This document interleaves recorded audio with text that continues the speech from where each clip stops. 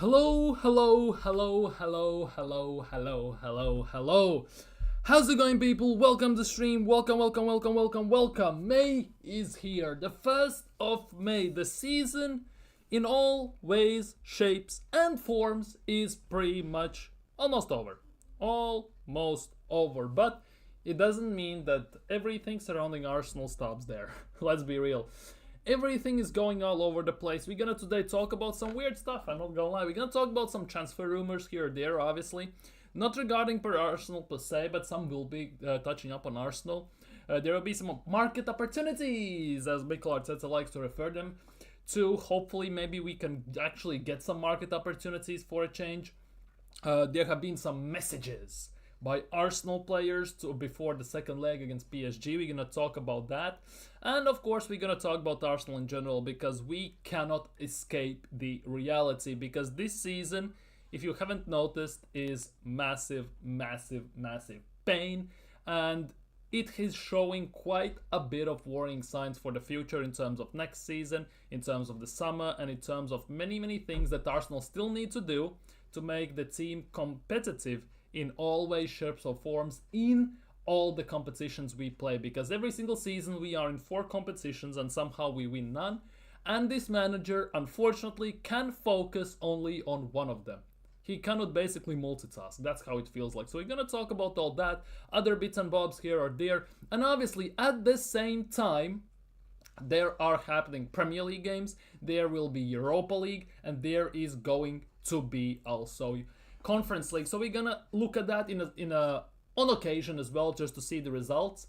But yeah, if you before everything, of course, as always, smash the like button, subscribe. Yeah, of course, we are aiming for 500 subscribers as soon as possible. We are 25 off. We are almost there. So hit that subscribe button, smash the likes, and leave your thoughts down in the live chat below. Before we get into all this jazz, basically, as I said, we're gonna look on occasion into the games that are happening at the moment, and here are the games that are happening right now. Big up Kwame, he already is here. Big up my guy, hopefully you're feeling better after that pain on Tuesday. But yeah, Brentford currently, well, Nottingham Forest currently are playing Brentford in Premier League. That's the game that got basically changed the date. And if Nottingham Forest win, they go, I think it is 4 points behind us. They go only 4 points behind us. Obviously, in 1 minute, Europa League and Conference League also kicks off. United versus Bilbao in San Mamés in Spain, basically home stadium of Atletico Bilbao. That's where also the final is going to be played. So not Atletico Bilbao are gonna do everything to play there. Let's be real, because if they get there and final is there, it's gonna be nuts. United is playing them. Hopefully Bilbao wins. Spurs are playing Bodo Glimt at home, a team that is actually quite phenomenal if you ask me. Bodo Glimt, we played them last year, or 2 years ago. 2 years ago in Europa League, if I'm not mistaken, so we'll see how that goes. But obviously in Conference League as well, Real Betis are facing Fiorentina, and Djurgården from Sweden is facing Chelsea. And ironically enough, we still can have 2 mid-table teams from Premier League in United and Spurs into the finals of Europa League. And God forbid one of them wins it, because that will make our season even more miserable. And if Chelsea even wins Conference League, that our season is gonna also make 10 times worse. So time only will tell, but we're gonna glimpse over this on occasion. But now let's get into the main business of the day, and we're gonna kick things off with this. Kai Havertz. The word is pathetic on Tuesday. Yeah, pathetic, embarrassing, painful, shambolic, however you wanna describe this. It is all that. There is no hiding from it. Nothing underperforming, under par, and unacceptable. And the best part of all of this, no accountability to the manager and anything. None of that, because all the attention is being shifted away to the fans and everything, which is total and utter disgrace, let's be real. Tifo was an embarrassment. That pretty much sums up our whole season and everything. Players, we were shit, let's be real. They weren't good, but at the same time, nobody's calling them out. I'm calling out Odegaard, I'm calling some other players out, and people still defend them. Calling out Mikel Arteta, still he gets defended like he's their own father or something. I have no idea what. But yeah, Kai Havertz. Obviously, he has an injury since Dubai trip, a relaxing Dubai trip where he gets injured, ironically enough. But there are some talks. Speak it, read the Riot Act. Dude, it is insane. It is actually insane. It is. Yes, they did it. Yes, they spoke about it the whole stream. It was actually insane. If you deep, it is actually insane. And long-term future also hangs on this as well. And that is the most terrifying thing. Our whole future hangs on these things, and your past kind of defines what you're gonna be in the future. You can learn from the past, but it looks like our fan base doesn't learn from the past.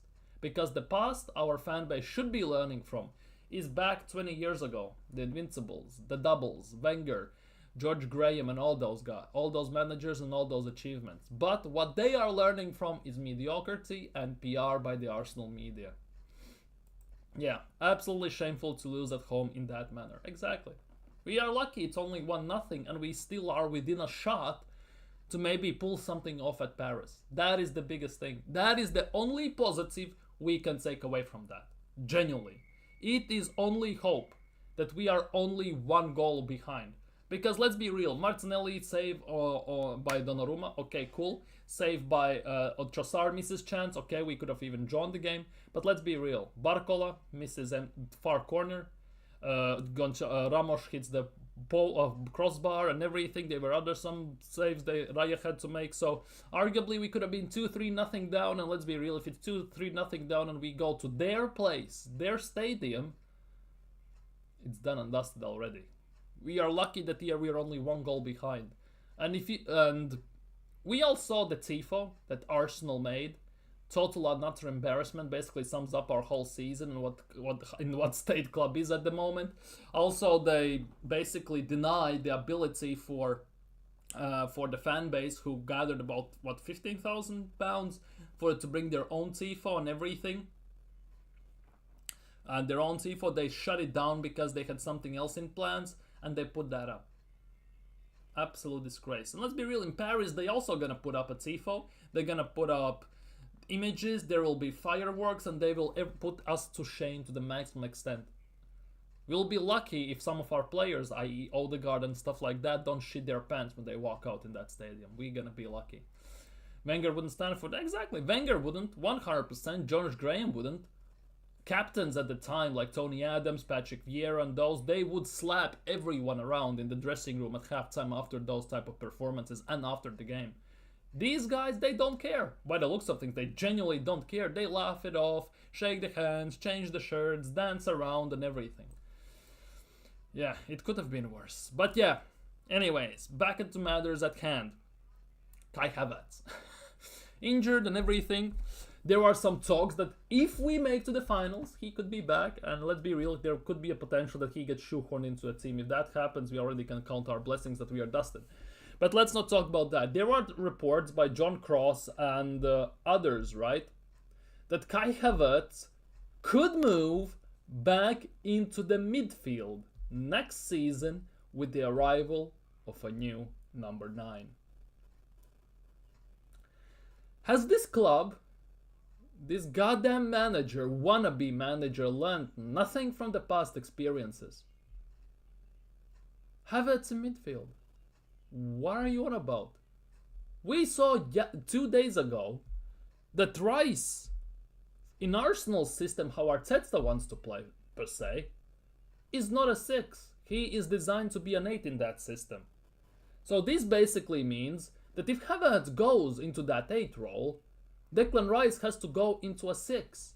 Which on top of that all means, at the end of the day, that we're not gonna sign anyone. We're gonna sign 1 midfielder, not 2, just 1. That will be the internal solutions which Arteta could actually make to save money, not to sign another midfielder, right? And that means Declan Rice most likely is gonna move into a 6. And in this system, the way we play, he is not a 6 whatsoever. Let's be real, he cannot get out of the press. He doesn't have the passing ability or anything. Unlike Thomas Partey does. So if we don't extend Thomas Partey and Rice moves into 6, we're dusted. Oh, but we have Zubimendi. We will sign Zubimendi. So what? Let's be real. The combination of what, per se, Thomas Partey possesses, of Zubimendi, of Declan Rice, all put together, you cannot find these days on market like that whatsoever. So basically, we're gonna make ourselves even weaker in midfield if that is the case. And if we cannot sell Kai Havertz in this regard, right? If we cannot sell him, because it doesn't look like we're gonna, so might as well accept that, then use him as a secondary striker. Use him as a secondary striker. Because for me, in a two-striker formation, Kai Havertz actually could be somewhat good in two-striker formation, like we did against PSG in September, next to Trossard. Similarly like France did back in the day when they had Giroud, one big tall lump, aka this situation could be Havertz, and next one is small, agile, technically gifted attacker. Maybe that could work, right? But as an 8, Havertz doesn't work. Whole reason he plays at striker for Arsenal is because when he played in 8, we looked pathetic. And Arteta was in a position where his back was up against the wall, and he did basically what everyone does when they panic. Throw shit at the wall and see what sticks. And Havertz at striker stuck. So hence we put him there. So moving back him into the midfield, another regression, another reason to sack Mikel Arteta. Let's be real, there's no logical explanation to put back player in a position where it doesn't work for him. Similarly like Mikel Merino, right? In the midfield, let's be real, he is bad, to say the least. At striker, he's actually playing better than Kai Havertz for us. So what Arteta does against PSG, he puts him back in the midfield in a position where he doesn't perform that well. Why couldn't you play Skelly in the midfield, put Tierney as a left back, and leave Marino at striker on Tuesday? Why you couldn't do that? If you're that desperate, put Rice in a 6, Zinchenko even in the 8. If you're that desperate. But don't take out Merino from a position where he hasn't played in his life, yet he is thriving like arguably best striker we have seen since maybe before Jesus got injured in Qatar, maybe since Aubameyang left. Why are you doing that? Genuinely, a guy who has never played striker is playing better than a guy who has been playing attacking roles his whole life, i.e. Havertz. So what are we doing here? Has he learned genuinely nothing from the past? He's like Top Gunners in this instance. They totally forget what happened last season, or season even before that. They have goldfish memories. Oh, it's a new thing. Why is this even a tweet, a consideration, even a thought put out in the universe to put Kai Havertz back in the 8? Where does that make sense? Seriously. Big up G-Star, big up my guy, big up YouTube censors. I am watching Williams very close as he's playing against United. Already on one very dangerous cross. Dude, that guy as well. We're gonna speak on him in a second. We're gonna speak on Nico Williams in a second. I have a separate article. We're gonna discuss him, but he's not pulling up big numbers in Atletico Madrid this season, and we're gonna talk on that. But don't let one game judge him. Oh brother, exactly. Play Havertz in the 10 behind the striker. Yeah, play him as a secondary striker, like you play 4-4-1-1 or something like that. Make him somewhere in that position. United have a goal disallowed. Oh bloody hell. Oh bloody hell. Here we go. Lavia is available 50 million. Not sure we want Lavia though. Do we? Does Arteta even want Lavia? Big up Pepper. Big up. Our midfield is Rice, Partey, Odegaard. Who's useless? Yeah, our midfield is basically Rice and Partey. Pretty much every single game we have played this season, besides maybe 3 games, we have played with a one-man disadvantage from the beginning. With Odegaard playing. Let's be real. And our midfield consists of 2 midfielders, not 3. Because what Odegaard has displayed this season is an utter and total embarrassment. And on top of that, we all yesterday saw Martin Odegaard, lifelong Liverpool fan by the way. He trained with Liverpool before he joined Real Madrid. So if Liverpool didn't sign him when they had Gerrard, Coutinho, they had I think it was Brendan Rodgers at the wheel at the time, and Real Madrid signed him. So Real Madrid binned him quite instantly. Loaned him out to Heerenveen and Vitesse and all these teams. Then loaned him out to Real Sociedad. He didn't do great there as well, let's be real. And yet Arsenal decided after 1/2 season of loan that he's the right man for the job and gave him captaincy. Odegaard is not it, and he's not gonna be it. Maybe he can play as an 8. Maybe he can be the secondary creator next to a proper attacking number 10. That maybe I can accept. But he definitely is not the main guy. Odegaard should be stripped from the captaincy, and he should be holding bench emphatically. Start Vanier in the 10, start Zinchenko in the 10, which by the way is his natural position. Because before City he played as a 10. For Ukraine he plays as an 8, more attacking 8. Or as a left back, but they have Mykolenko there, so he plays as an 8 more often than not. Or as a 10. When Zinchenko has played 10 for us, he's been quite fantastic. Let's be real, we cut Zinchenko because Arteta persists playing him as a left back, and nobody wants to see him as a left back, let's be real. And now we are talking about potentially getting rid of him. John Cross, he's a pound no journo, exactly. Pound no journo, but if this actually, I can see a possibility. Pepper, I can see this a possibility because we sign a number 9, which means, well, technically we still have Jesus and all this stuff, which means we're gonna sign 1 striker, right? So we need 2 midfielders at least, right? So that means if we push Havertz in the midfield, we only need to sign 1 midfielder. Think about it. It's all about saving money. It's a business, isn't it? I think he wants him. We were linked with him before. I think he wants him. We were linked with... Maybe Lavia could be a situation, maybe. Rodrygo. Yeah. And Huttelix, we're going to talk about all that, definitely. Definitely gonna talk about that. But this Havertz thing, if this comes to tuition, I'm about to throw hands. I'm not gonna lie. Anyways, after Champions League, here is the thing. Arsenal are no longer the favorites to win the Champions League. Let's be real, we never were the favorites to win the Champions League. After Real Madrid win, everyone got so gassed up, so hyped all over the place. In which universe we were ever favorites to win the Champions League?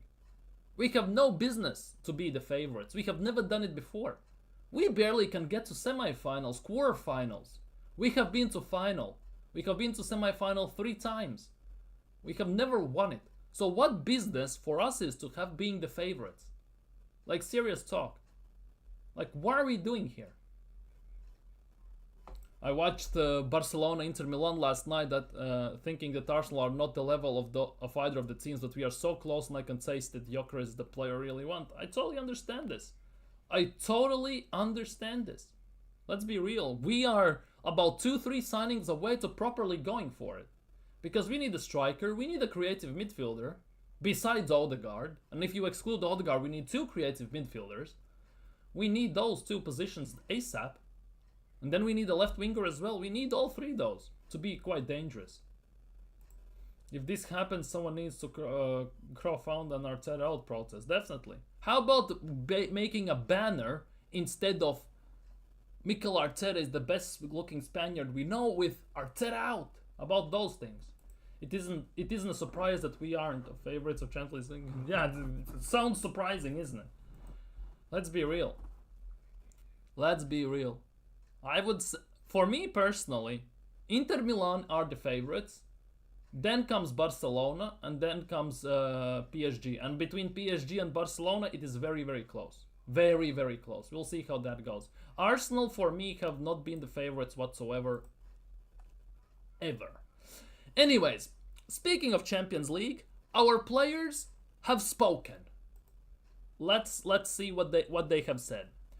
First things first, starting with our skipper, our creative spark, a guy who has more snot in his hair than in his nose, a guy who uses hair gel instead of hair gel, he uses his snot, more hair flicks than touches on the ball, more hair flicks than he has hair on his head. Martin Odegaard, Mosquito Guard, Pillow Foot, Bin Guard, Gibraltar Guard, no business starting guard, and all this stuff. This is what he said after the game for the return leg of the PSG game. We are going full gas. Well, didn't see that at Emirates, mate. Definitely didn't see you or anything. Maybe he ate too many beans or something, or he had beans on toast, maybe, or something like that. But we fully believe we are going to turn it around. Well, you believe what you believe. You promised in the beginning of the season that we're gonna win a trophy this year. Saka said the same thing, and Mikel Arteta, together with this dumbass, Martin Odegaard, at the end of last season, was standing in the Emirates when we lost the season to City, the title, and said, don't settle for mediocrity, don't settle for second, don't settle for anything than perfection.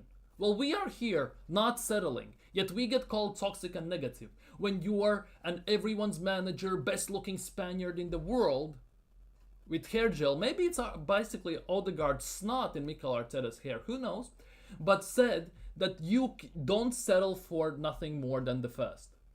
I'm not settling. I want wins. Yet when I call this out, we call this out, many YouTubers call this out, Arsenal fans, oh, you're toxic and negative, go support Spurs, and all this crap. We don't claim you. How about you call out that matters? How about that? Fucking morons. But it doesn't stop there. Declan Rice has put out a post. Declan Rice has also put out a post on Instagram. It doesn't stop there. Nothing but full belief going into next week. Thank you for your support.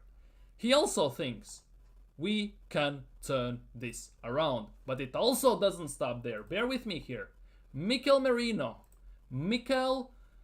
Nazario Ronaldo Merino, our best striker in the team, also has spoken on the situation. Blah blah blah, and here it is. Mikel Merino, who featured in the first leg, has expressed his feelings about the result. While acknowledging the team's failure to secure a win, he remains optimistic about their prospects. The midfielder addressed the club supporters through the message shared on his Instagram story, and he stated, still a whole lot of football to play. He's not wrong. Still 90 minutes at least to play. Let's be real. Full of energy. If you're full of energy, what should you do on the pitch then? Why you have energy when you are playing on the pitch? And conviction going into the second leg. Come on, you Gunners. This message underlines his belief that the tie is far from over and suggests a determination within the squad to respond positively. However, as noted in post-match discussions, Arsenal's players will need to improve their performance levels. Well, no shit, Sherlock. We looked like a championship team significantly if they're about to secure a victory in Paris and advance to the final. The opportunity remains, but it will require display of resilience, sharpness, and composure to overcome PSG at their home ground. Holy crap. Sounds like an intro to a Venom movie or from Marvel series or something. Fucking hell. But yeah, everyone has spoken, yet they have done nothing on the pitch so far. Someone said on Curtis Shaw TV, if we had 100 Odegaards versus one Gorilla, the Gorilla will join in Odegaard's.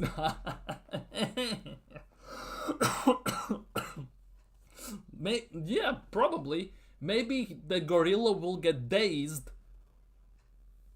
by his hair flicks. Maybe he will fall in love with the Odegaards. Who knows? Maybe it's that kind of Odegaard. You know, wee and all this stuff. Maybe that gorilla is moving the car on the side of the road. Who knows? Maybe, just maybe. The captain's armband says the word respect. For Odegaard should respect Arsenal's football club by handing in the armband. And transfer request as well on top of that. Let's be real. Allegri is the man that lead Arsenal to honours. To be honest, any manager who has won stuff, to some extent, and who is not a novice at the job, can do this. Nagelsmann, Flick, Inzaghi, Allegri. To be honest, whenever these names got called already last year, all the top gooners said, oh, but they know nothing, they don't play football, they don't know nothing, what they have done. What did Flick do with Germany? And all this stuff. Well, you seeing what he's doing at Bayern Munich? Oh, sorry, Barcelona? You seeing this stuff? How about that? Huh? How about that? See what I said about stopping? Who said we were cocky? Shove it. My biggest fear is that Arsenal do not win anything in the next 2-3 years. Dude, we are already 5 years trophyless, so if we don't win Champions League, it's gonna be 19 times we have entered a competition, including FA Cup, Carabao Cup, Champions League, or Premier League, and we have left that competition trophyless. Trophyless. 19th. 19 times in 5 years. Yet when Wenger was doing this, oh, everyone was saying Wenger out, nobody cared. There were fights in the stadiums, in toilets, outside the Emirates. Banners were out in the Emirates. Banners were flying across Emirates. I think it was also at Everton when we played, when there was a plane flying over with Wenger, it's time to go and all this stuff. Then it was all fine. Now all of a sudden, oh, we need to cuddle Mikel Arteta, need to feed him his bottle, and all this crap. He better score a hattie at the Parc de France to back this talk. Basically, maybe use some gas to give some extra power to his shot, you know? Like, you know, he shoots, then at the same time as he shoots, maybe it's like a Nitros or DRS as an F1, maybe gives him some extra power behind his shot. Exactly, he wrote a whole essay. Man, Fries just took... Yeah, free kick and everything. And let's be real, against Real Madrid, we scored 2 free kicks. That was the whole reason why we won at Emirates. And the third goal came because those 2 free kicks kind of shattered their confidence. Besides that, if we don't score those 2 free kicks, we didn't have 2 moments of brilliance by someone where even Declan Rice defied the straight instructions from Mikel, from Jover, and from Odegaard, and listened to himself and Bukayo Saka. We wouldn't be in this situation at all. It would have been a completely different game. The Gorilla will do a better job than Odegaard. Probably. Gorilla won't back out of 50-50s. What has Arteta done? Oh. Well, he has spent our budget on numerous Dubai trips. What else he has done? Hard pickpockets, squeezed lemons, invented a light bulb like Edison, played "You Never Walk Alone" on the speakers just to get smashed a few days later by Liverpool, get a dog, wonder who's scooping up his poop and all that.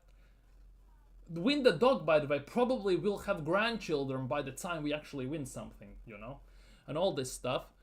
Well, what else he has done? All for Nothing documentary and all these BSs.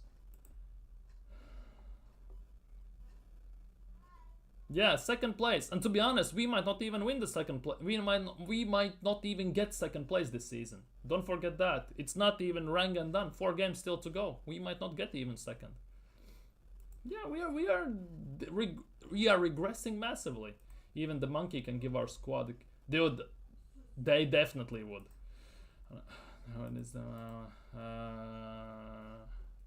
Arteta isn't. He's not. He's not. He's definitely not. He definitely is not serious. Anyways, Brentford are winning 1-0. That is good for Arsenal. That is genuinely good for Arsenal because, and you know it's peak when I say that it's good that Brentford are beating Nottingham Forest, because if Forest win, they're only 4 points behind us, right? If Forest win this game, that's how peak it is. Only 4 points behind us. You know as it goes. That is actually quite insane to say, but it's true. And as I said, 2nd place is not even guaranteed at the moment. 2nd place is not even guaranteed at the moment. That's how mad it is. Anyways, what's happening here? United 0-0. Oh, Spuds have scored. Who scored for Spurs? Who scored for Spurs? Brennan Johnson scored. Holy crap, he actually can score. Madness. Betis are winning against Fiorentina 1-0. Who scored? Isco, Bakambu, Ezaizauli from Bakambu's assist. Not bad, not bad. Is Isco playing? Anthony is playing, and Isco, of course, is playing. Isco is playing. My baller. Man, I wish we signed Isco about 9 years ago from Real Madrid. I wish we signed Isco back then. And Chelsea are winning 1-0 against Swedish Gardens, basically. Jadon Sancho scored. Holy crap. Holy moly. Anyways, swiftly moving on. Dog called win, light bulb, 67 formations, pickpockets, training. Yeah, list goes on and on. It's a never-ending list. Don't forget the infamous comments in the interviews where Arteta said he conquered his wife. Ben White and Zinchenko are swapping wives and all this stuff. Don't forget those extravagant quotes as well. Yeah, dude, it's nuts. Damn Forest are falling off. Wolfie gonna hold smoke on Dan Potts. Maybe. We cannot say it yet. Let's be honest. Chelsea, Man City, Newcastle have oil-rich owners from dubious states and clean. How badly do we want us to win things? Enough to sell our souls? Not me. But to be honest, it does matter. Let's be real. We could have won the league last year. We could have won the league 2 years ago. We could have won the league when Leicester won it. We didn't. We have chances to win the league. We have had chances. Multiple chances. And we still cannot do it. If Spurs wins Europa League, we are going... Dude, if Spurs or United even, two mid-table teams win Europa League, which means they're gonna get into Champions League next year, and they're gonna be in Europa Super Cup as well. They're gonna play the Champions League winners afterwards. Then if Chelsea even wins the Conference League, we're never gonna hear the end of it. And let's not forget, still, City are in the final in FA Cup. Newcastle have already won a cup, and Liverpool won a cup. So from all the teams that for the last 2-3 seasons everyone expected to win a trophy, we are the ones that have won nada. Spuds will win 5-0. It's a team spirit part-time. Yet they are in the semi-finals of Europa League. They are in the semi-finals of Europa League. Johnson has more goals than Alfred Sakers. Exactly. Brennan Johnson has more goals than Alfred Sakers. Our best attacker had 9 goals in January. That was the top scorer of Arsenal Football Club. 9 goals in Premier League, top goal scorer. Yet we had Robbie from AFTV saying Kai Havertz is gonna bag 20 goals this season. Based on chances he's getting, he should have been on about 15-16 goals in Premier League. It's a shame he misses the goal from 2 yards out countless times. On top of that, when he missed against United in the FA Cup from 2 yards out, then from 6 yards out. Let's be real, even Eddie Nketiah can score those chances. If Tottenham win the Europa League, oh dude, we will be... Dude. It's gonna be the end of days if Spurs win a trophy before us. 100%. Not even United. Let's be real. United are a mess for the last, 5-6 years? Arguably. Even Ten Hag, with this shit United team, in 2 years got to 3 finals and won 2 of them. In 2 years, he got more trophies than Mikel Arteta in 5.5. That man getting bodied at home by PSG and Spurs winning. Worst week ever. Exactly. Even Chelsea are winning. Exactly. It's the worst thing. Only thing that's missing right now is for United to score. It's gonna be peak then. Oh, they won't. If Spurs, United, Chelsea win the Europa League, if one of them wins, well, Chelsea are gonna win the Conference League, most likely. But you know, I much rather Betis wins it. For me, seeing Real Betis win Conference League, Isco balling out, that's guilty pleasure of mine. Let's be real. But if Chelsea win it, we're not gonna hear the end of, for example, Matisse. If United win it, the whole online universe, it's gonna be the end. And if Spurs win it, everyone is gonna troll us on top of Expressions. And if Expressions trolls you, it's the end of days as well. Yeah, and Arsenal women are finishing second in the league as well. Yeah. At least our women's team are in the finals of Women's Champions League. They're gonna play Barcelona, where, let's be real, Barcelona's women's team, that's completely different level, right? But at least our women's team are in the finals. Our top Gunners are saying, "Oh, Arsenal lost what? Our women's team lost 2-1 at the Emirates against the Lyon, and then they went to France and won 4-1." If we can do this next week against PSG, all fine. But let's be real, the way we played just 2 days ago, if I speak, I'm in big trouble. You know, this is the thing. Same goes for us. For example, this sentence, it's for Kai Havertz, right? He misses insane amount of easy chances, and then he scores a few hard chances, and everyone just sucks him off. Pause. The thing is, Darwin Nunez is the same. He does all the difficult stuff fantastically well, getting past opponents, dribbling through them, everything. As soon as he gets in one-on-one, he has to score. He genuinely becomes a guy who hasn't seen a ball in his life. If Arteta had played Ranieri whole season, probably. Even if he had started playing Ranieri when Odegaard was out, 100%. But this is the ego of Mikel Arteta that will and is his biggest downfall. Because if Ranieri plays in that 10, whilst Odegaard is not there, and he does much better, he scores, assists, the team is flying, Arteta will look like a fool. His captain, 240 grand a week, the main man, creative spark, is getting outdone by a 17-year-old from our academy. That is only Arteta, that will damage Arteta's ego, and on top of that, no coming back. That's why he doesn't want to sign a competition for Odegaard.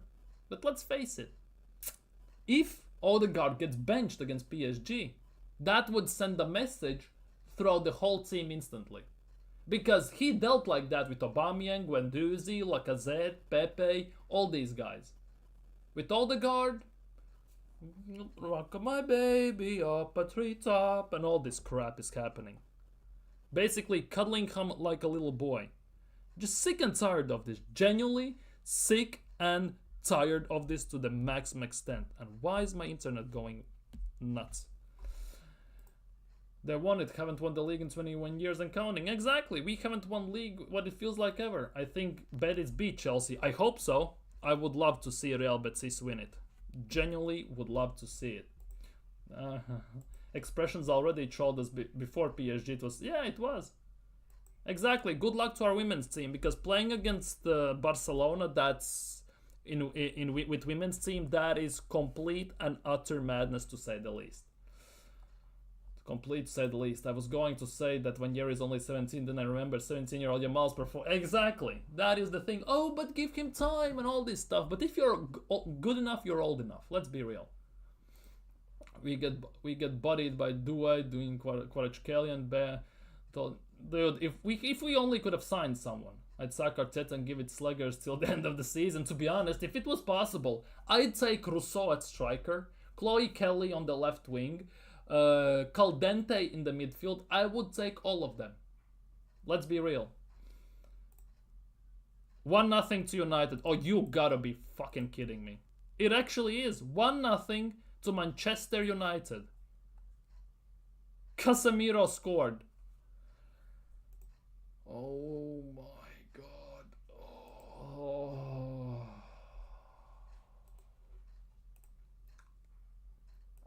If I speak, I will be appointed either like Xavi Pepper. I don't want Javi though. Full belief, full belief. We can 99% hope, 1% anything. Arteta, you need to pull something out. He needs to, but what he's gonna do? That is the biggest thing. Arteta has only plan A. He doesn't have a magical hat where he can pull out plan B, C, or D, or he can and all this stuff. Now we're sounding like the Madrid we just put away when they were talking their we just put away. Exactly, we are sounding like Madrid now. Everyone laughed at Madrid for remontada, all this PR. Yet what we did is the same thing. Also, Mikel Arteta's inspirational video before the game. Pressure is a privilege when you get smashed by Newcastle and all this crap, right? All this remontada BS. Same position. It better not be the same outcome. Otherwise we are screwed done. We cannot have these other English teams winning. They are all winning. Might be the last midfield and last. Apparently, the San Mamés has fallen some. Well, I wouldn't put it that way, but definitely, to some extent, they would. To some extent, they could. But the final is at San Mamés, if I'm not mistaken, for Europa League.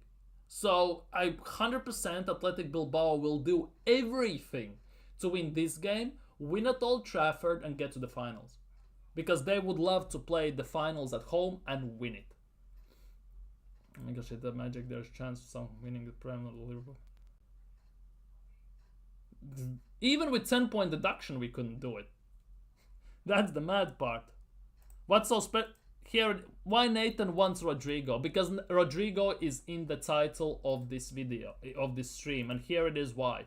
Rodrygo feels his time at Real Madrid is coming to an end, and is considering leaving this summer as he has fallen down the pecking order at the club. That is according to Radio Marca, right?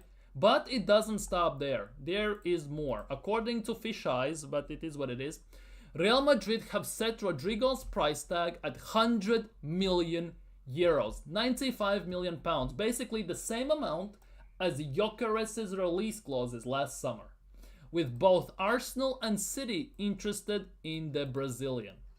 Now, if someone says no to this right now, I'm banning you instantly. Telling you that much.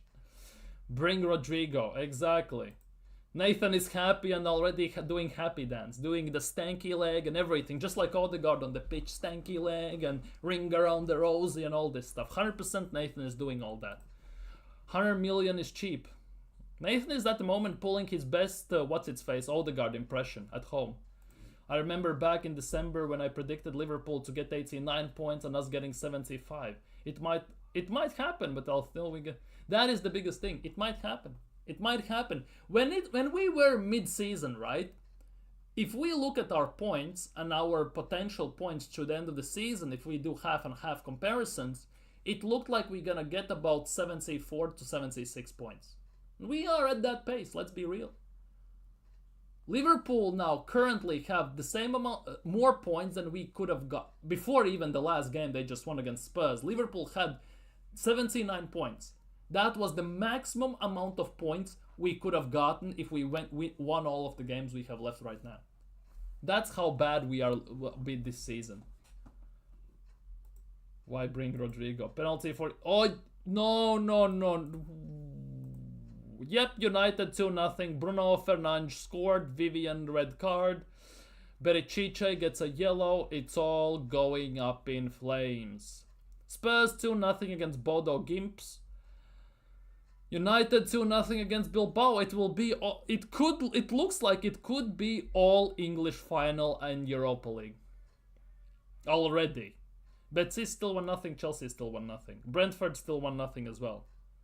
Oh my goodness gracious. It looks like mid-table teams in Premier League actually could get it over the line. Holy crap.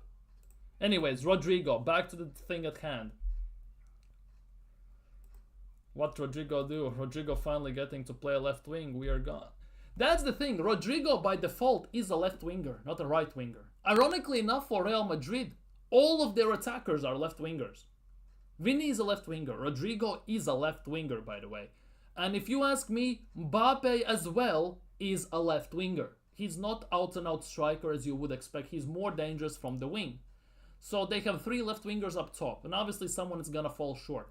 So if Rodrygo becomes available, 95 million pounds, I beg Andrea Berta takes him instantly. I beg of you. Instantly. I'm begging you and all this stuff. Get him now. I've been saying for the longest time, bring me Rodrygo, Hato and Wharton. I know baller. Exactly, Rodrygo 95, Hato about 45, Wharton about 80, I would say. That's 170. That's about 215 million. Yeah, Spurs 2-0. Fuck me. Nathan Marlon, don't you bring Rodrygo is the best? Rodrygo 14 shot, we'll be there, dude. Henri shirt, you sure? Last time that went well, didn't it? When we gave number 10 to someone. Sorry, I need to go outside. Do what you need to do. Cheers.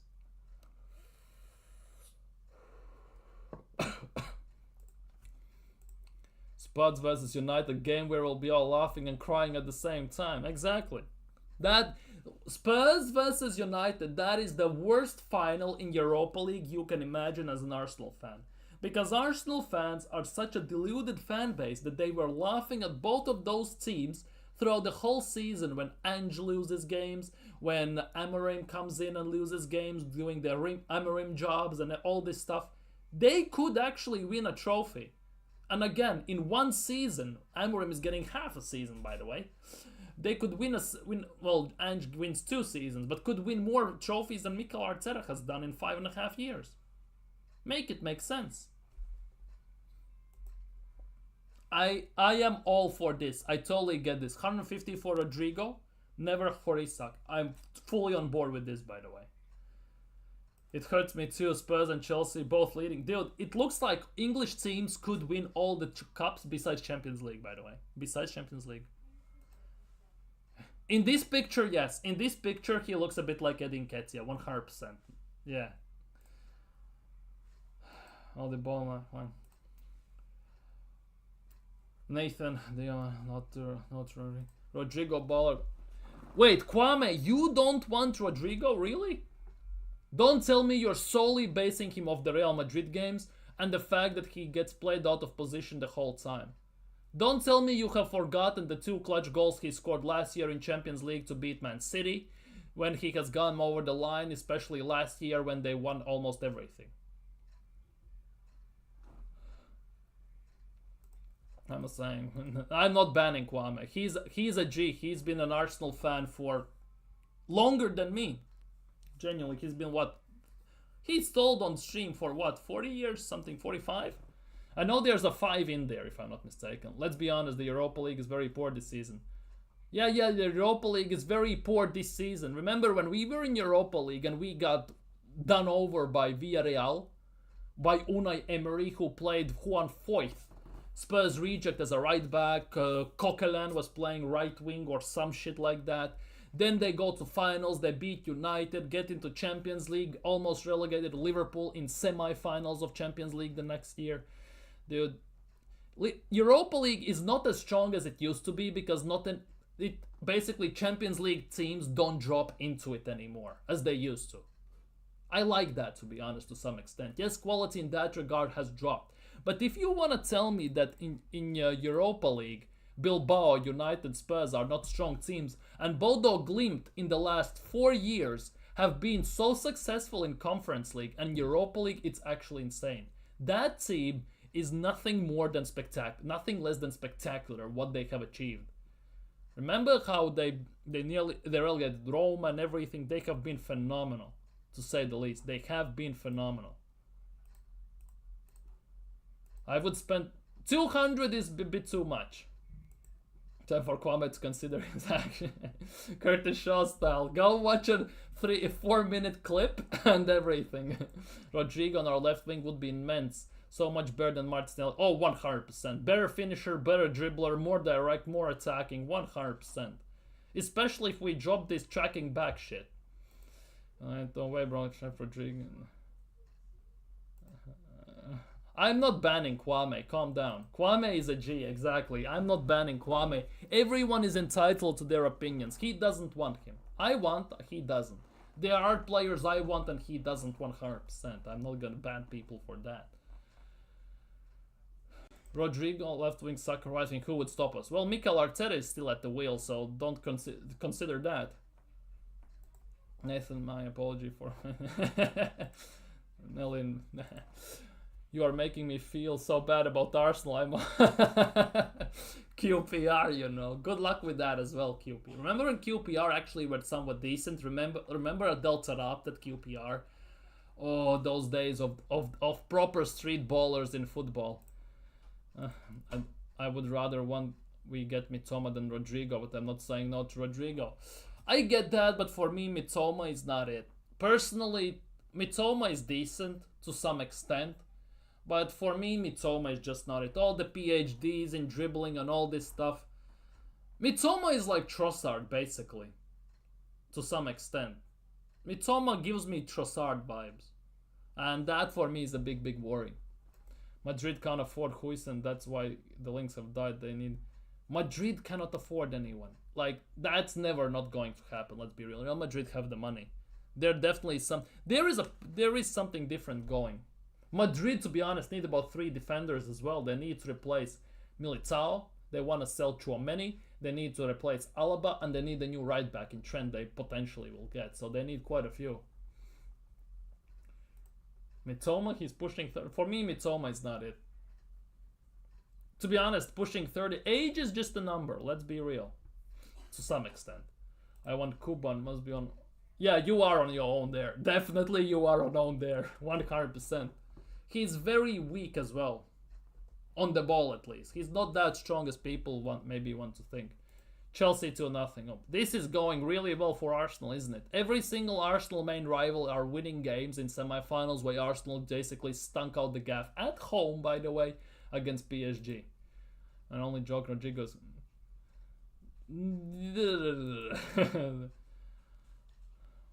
Oh, I would love... Why didn't we sign Olise? 45 million. That was embarrassment on its own. In summer, not signing Olise was sackable offense. Mitoma is quintessential. He makes all of our attackers better by teaching them the dribble. Then we have a better Saka, Vangueri, Melasolga, Rice, Timber, White, and Dude, not too sure. I genuinely, for me, it's not it. I think we should sign Rodrygo, Gyökeres, and Eze.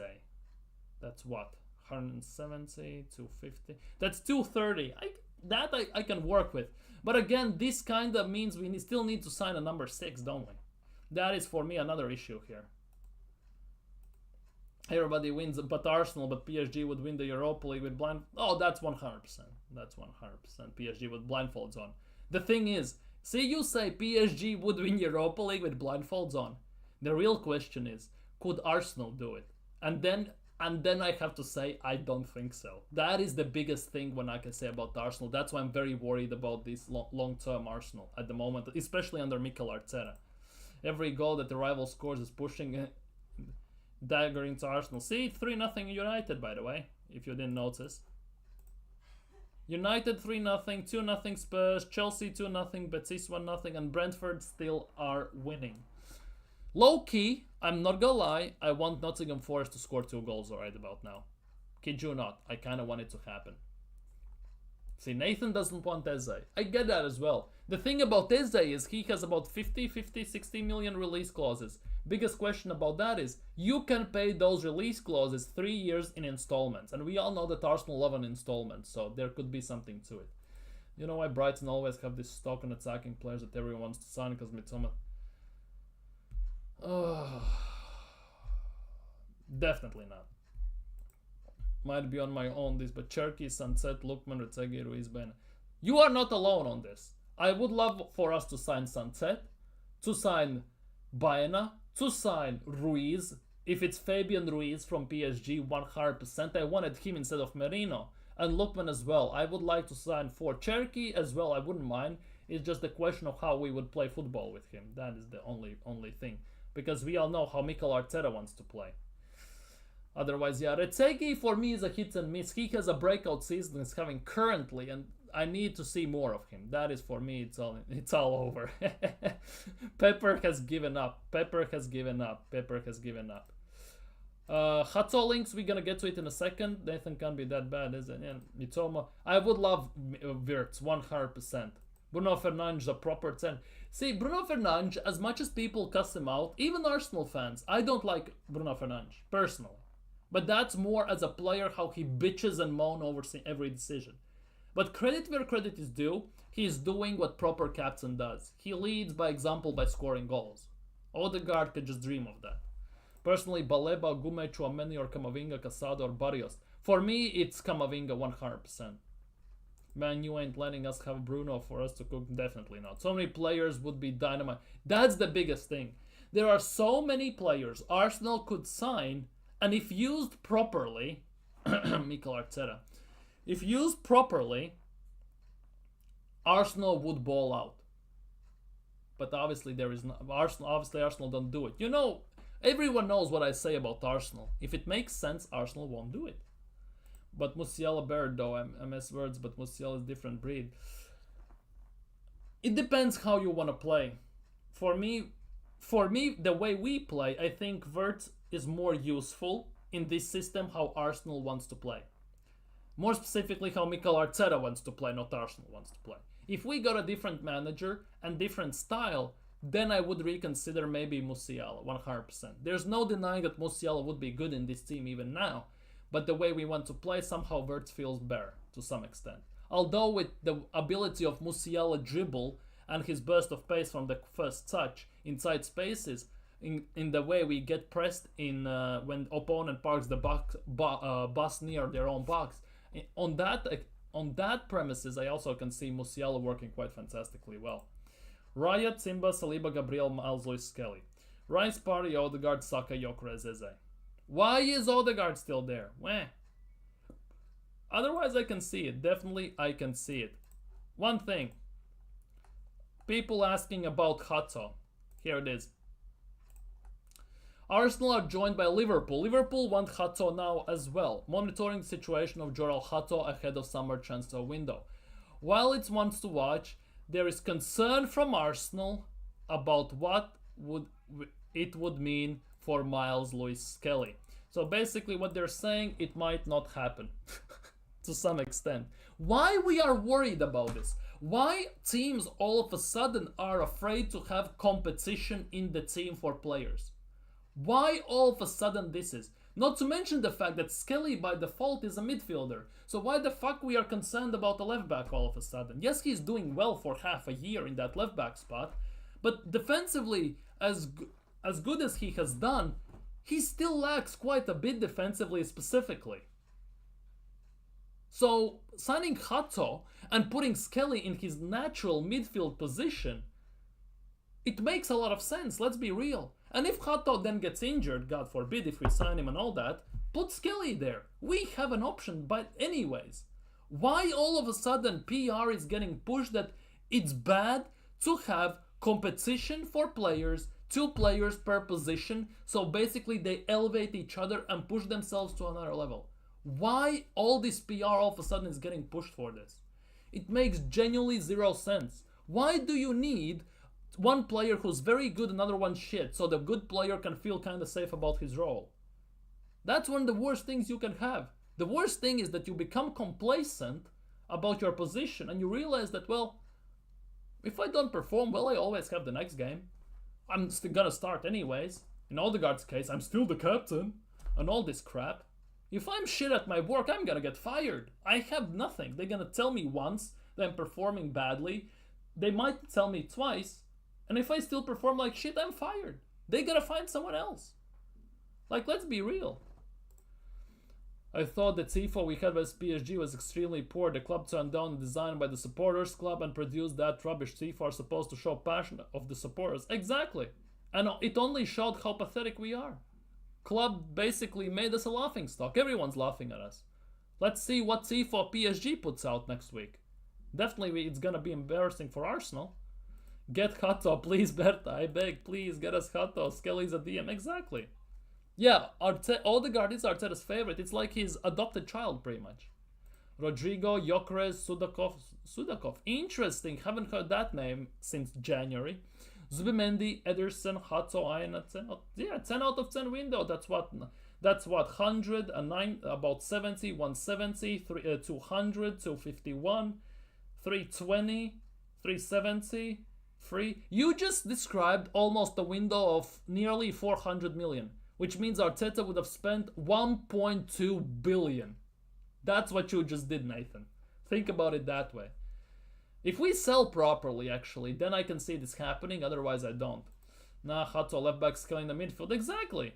Exactly. Skelly's a DM, not a left back. Exactly. Exactly what I'm saying. It's utterly embarrassing. Alberto should sign Rodrygo as a Gyökeres. Shit version party. If we don't get Hato, then we just aren't serious. It's all that would tell me. To be honest, we need a proper left back. Since we don't, Arteta is so hateful towards Tierney. Let's be real, it looks like he hates him. We need a left back. Given that Mousley Skelly is not a left back, it's all Peakham's, isn't it? I didn't take Palacios from Leon. Okay, I wouldn't go that far, but get Odegaard out of exactly. Anyways, what's happening here? Halftime, 3-0 United, 2-0 Spurs, 1-0, 2-0, and Spurs are Forest are still losing. Now, random other news. Aston Villa want Juan Garcia, allegedly. Arsenal apparently want to rival Chelsea, according to TBR Football, in signing Jamie Gittens. And Gittens is open to joining either of the sides. Would you take Jamie Gittens at Arsenal? That is the big question. I'm kinda questionable on this. Anyways, Arsenal are ready to open discussions. How long will we have to hear this now? It's been what, 4 months since we've been hearing Gyökeres wants Arsenal, Gyökeres will decide, Arsenal want Gyökeres, Berta likes Gyökeres, Arsenal are going to open discussions, Arsenal want to open discussions, Arsenal will go for Gyökeres in summer. Will Arsenal sign Gyökeres? Gyökeres available for 70 million. Arteta is on fire for Sesko. For some random reason I threw it there, but it is what it is. Andrea Berta is a big fan of Gyökeres. How long we will have to hear this shit until something happens? How long? How long? This is genuinely like having a massive foreplay. Basically, if you're Arsenal fan, this is like Arsenal are giving you a foreplay, you know, before lunging and plunging with the misses and all this stuff, and then all of a sudden Mrs. says, oh, I'm on my period, and nothing's happening. This is what it's basically all about. Arsenal just doing the foreplay and PR all the foreplay, and in summer window it will be, and we don't sign Gyökeres. That's how it's gonna be. Like, you're gonna get all excited, half-mast and everything, and all of a sudden, not happening, and everything just goes down back again. That's what it looks like, genuinely. Pisses me off. You either sign him or shut it. Yeah, Tierney is our best left back in the recent times, 100%. Spurs are bodying you. Spurs or United could win Europa League. Based on how their scores are going right now, could be the case. Obviously, Spurs still need to travel to Norway, and we all know how good Bodo Glimt are in Norway, right, at home. So Spurs might get done over still, but so far it's looking very good for them. We need to get Arteta out instantly. Daily Gyökeres. We're not getting him. Based on the amount of PR we are getting about Gyökeres, it looks like we are not gonna get him. It's like basic rules of life 101. If the deal sounds too good to be true, it probably is. It's basically this at the moment. Gittens a good player, just need a good team that will build him up, and I think Arsenal can do that for him, what we did with Saka, potentially. Plus Gittens plays left wing, so we've been there. Yeah, Arteta must go. Instantly must go. Right now, on the spot. Sack him. Other news. This is a bit worrying. Not sure whether this is gonna happen or not. Florentino Perez has decided he will do anything to sign Saliba this summer. The player knows it, Real Madrid know it, and Arsenal know it. He is the chosen one. Yo, if we screw this up in Champions League right now, I don't want to say this, but there is a possibility. Just putting it out there. There is a possibility. In other extra news about Zubimendi, still hasn't signed already. We've been told since February that he has signed already, but Arsenal are only interested, let's be real. PR, Sam Mokbel and all these guys lying through their teeth consistently. Real Sociedad president Juan Aperbay says Zubimendi's future will be resolved in June. Arsenal are ready to formally trigger his 55 million release clause as well. Daily Zub. It's with Arsenal. It's like the transfer windows. Daily Zubimendi. Daily. What's its face? Daily. Gyökeres, daily Dusan Vlahovic from last few summers, daily OR for the 2-3 seasons like 3-4-5 years ago, and all this stuff. It's actually nuts. Bring on Xavi or Allegri. Yes, maybe not Xavi, but Allegri, I wouldn't be against that. Daily Zubidu, basically, yeah. And daily Gyökeres, daily, it's gonna be daily everything, and at the end of the day, will we sign any of them? Because the more we talk about this daily, all this crap, the less of a chance it's gonna happen, because that's what Arsenal history has taught us. Let's be real. Yeah, and this is also on top of that. Williams wants 400 grand a week, allegedly. Saka doesn't even get that. So why the F would we pay 400 grand to him? I get that he gets almost 200 grand at Bilbao. His new contract probably will be like 250, something like that. But 400? He would be on the same par as Salah and Van Dijk. I just know. If it's that price, exactly. Why the hell? No chance in hell whatsoever. That is the biggest thing. 100%. Okay, Liam Delap. This is random one. Liam Delap, who's been linked with pretty much every single Premier League club, and to be honest, based on this season, to some extent rightly so, is demanding wages between 120 and 150 a week to leave Ipswich. Question to you all. As a potential even secondary striker, potentially, 120 grand a week for Liam Delap. Would you take him?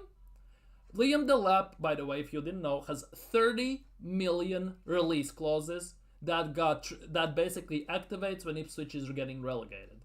So he's available for 30 million, and he wants about 120 to 150 a week. Would you sign him up? 30 million plus 120 a week. Would you sign him up? My question to you all. Would you sign him up? That's my question. That's peanuts for the Delap. That's what Havertz should be on. Yeah, to be honest, true. 100%, that's what Havertz should be on. We don't need Williams. 100%. Sign different left wing. Don't need... For 400 grand a week, just bugger off. No chance in hell. To be honest, if it was up to me, 30 million plus 120 a week, I would take that. That's actually cheap, given the fact that, let's be real, that's the same amount we sold Eddie Nketiah for, right? And he was on 100 grand a week, and he had zero output. 100% the Lap is scoring more the way we are playing football. Let's be real. Second of all, given the fact that we are paying some dross players the same amount of money, that hold the bench emphatically and don't get even subbed on, seems like a good option. He has good touch, he can finish properly, we can even cross the balls to him if needed, so it actually makes a lot of sense. He's actually a very decent striker if you play properly to his strengths. And for example, if we signed Rodrygo and someone like that, then we sign Gyökeres and Delap we sign as a secondary option, I actually wouldn't be against that, especially for the amount of he wants a week and everything. That's actually pretty decent if you ask me. Delap would be good, not gonna lie. Exactly. That is the biggest thing. He actually would be very good. That's why I'm talking about this. By the way, I want to check this quickly. This. How much is Delap on currently at Ipswich? That for me is the biggest question. Salaries, Ipswich Town. I said both. Both. Gyökeres is a number 1, Delap is number 2. And to be honest, I still believe the fact that we need actually a striker that can finish goals. A striker that can finish chances like Tony and stuff like that. If we have proper attack, because the amount of chances we create, let's be real, Havertz scored 9 goals for us in Premier League. If Delap gets the same amount of chances, he scores about 15, 16 goals in that time. That's not even an understatement. That's actually that's actually how it should be, how it could be and should be. Anyways, Liam Delap. Liam Delap. Where is he even? There he is. He's on 20 grand a week currently. 20 grand a week. Holy crap. He's on 20 grand a week. Seems hella cheap. Feels like he's on no money.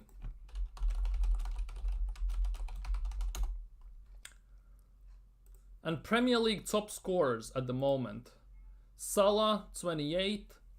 18 assists for Salah in Premier League. 46 points in 34 games for Mo Salah in Premier League. Holy crap. Liam Delap has 12 goals, 2 assists. And that's in Ipswich. I generally believe that at Arsenal he would get more. I'm not gonna lie. He definitely would get more. Where's our top goal scorer? Kai Havertz. He has 9 goals and that was in mid-January even. He's 19th. 19th, you know. He has the same amount of goals as Mitoma. Evan Nilsson, who was injured for half a season, almost what it feels like, and he had red cards. As Gakpo, who comes quite a bit from the bench.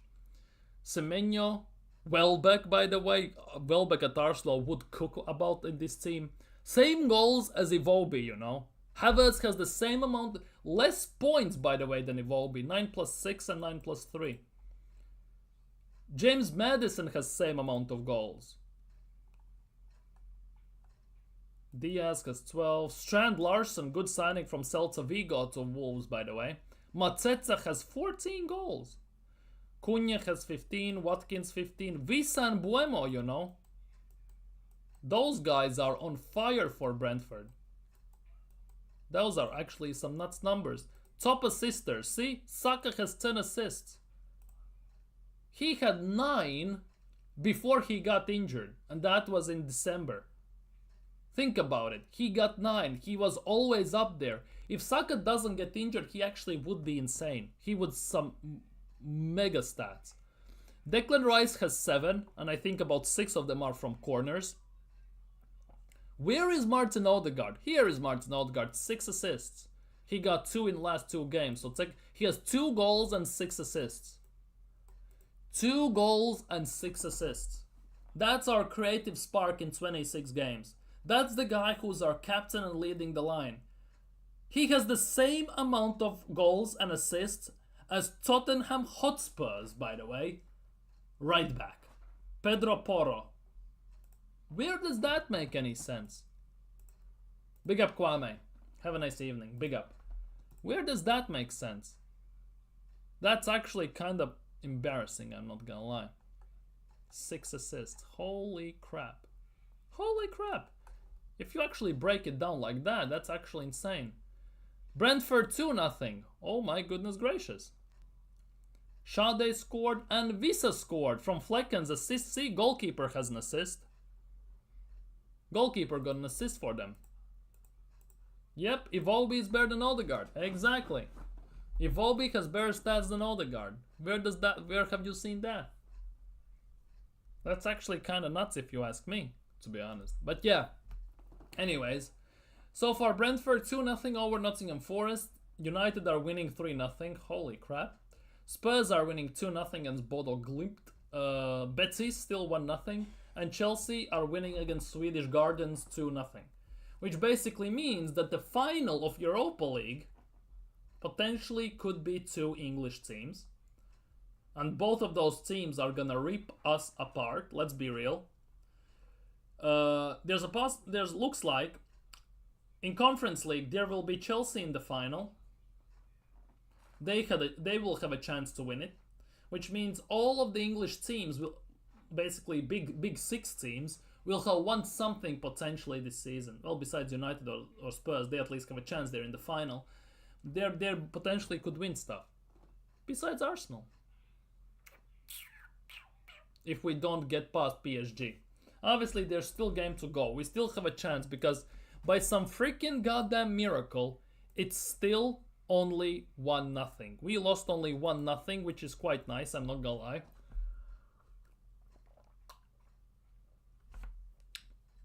Because it could have been much, much worse. Let's not beat around the bush here. Could have been much, much, much, much worse. So yeah, I guess we caught life with that Barcola miss and that bar that got hit by Ramos. Otherwise, it's not looking too good, bruv. Hopefully on Wednesday we can do better, but at the moment, kind of have to focus on the game that's gonna happen this weekend. This weekend, on Saturday in the evening, we play at home against Bournemouth. Obviously, preview is gonna come out tomorrow. We're gonna have another stream. Hopefully gonna see you all there. But for today, I think I'm gonna call it quits.